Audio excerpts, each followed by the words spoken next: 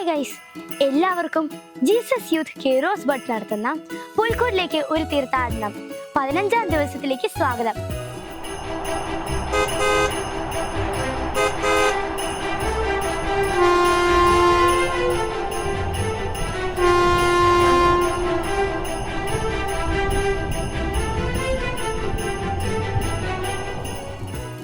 എല്ലാവരും തീർത്ഥാടനത്തിന് റെഡിയല്ലേ? എങ്കിൽ നമുക്ക് പോകാം. മനോജ് അച്ഛനെ കേൾക്കാം. ഹായ് ഫ്രണ്ട്സ്, ഈശോയുടെ പുൽക്കൂട്ടിലേക്കുള്ള ഈ തീർത്ഥാടനത്തിന്റെ ഭാഗമായി ഇന്ന് നമ്മൾ 15ാമത്തെ ദിവസം എത്തി നിൽക്കുന്നു.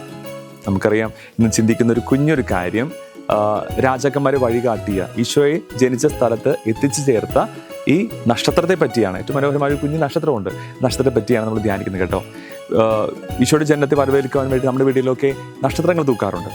എൻ്റെ കുടുംബത്തിൽ, എൻ്റെ വീട്ടിൽ ഈശോ ജനിക്കാൻ പോകുന്നു, ഈശോയെ വരവേൽക്കാൻ ഒരുങ്ങുന്നതിന് ഭാഗമായിട്ട് നമ്മൾ നക്ഷത്രങ്ങൾ തൂക്കാറുണ്ട്. പ്രിയപ്പെട്ടവരെ, നമുക്കും ആ നക്ഷത്രത്തെ പോലെ ആകണം കേട്ടോ.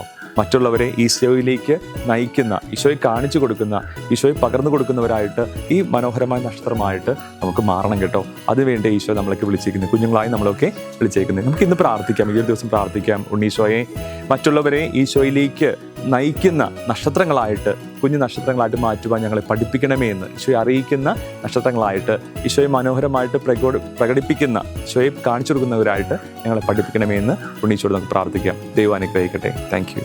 രാജാക്കന്മാർക്ക് നക്ഷത്രം വഴി കാണിച്ചതുപോലെ മറ്റുള്ളവർക്ക് ഈശോയിലേക്കുള്ള വഴി നമുക്ക് കാണിച്ചു കൊടുക്കാം.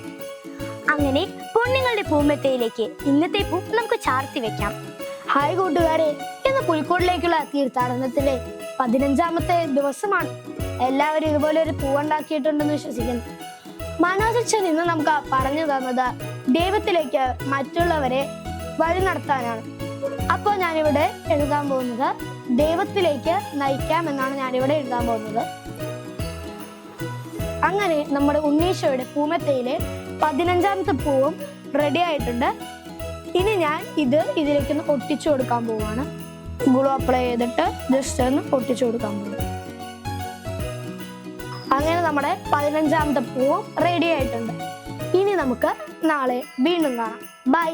നമ്മുടെ കുഞ്ഞു കൂട്ടുകാരോടൊപ്പം സുഹൃജപം ചൊല്ലി പ്രാർത്ഥിച്ച് ഇന്നത്തെ തീർത്ഥാടനം നമുക്ക് അവസാനിപ്പിക്കാം. നമുക്കിന്നത്തെ സുഹൃജപം ഏറ്റുചൊല്ലാം. ഉണ്ണീശോയെ മറ്റുള്ളവരെ അങ്ങിലേക്ക് നയിക്കാൻ ഞങ്ങളെ സഹായിക്കണമേ. ഉണ്ണീശോയെ മറ്റുള്ളവരെ അങ്ങിലേക്ക് നയിക്കാൻ ഞങ്ങളെ സഹായിക്കണമേ.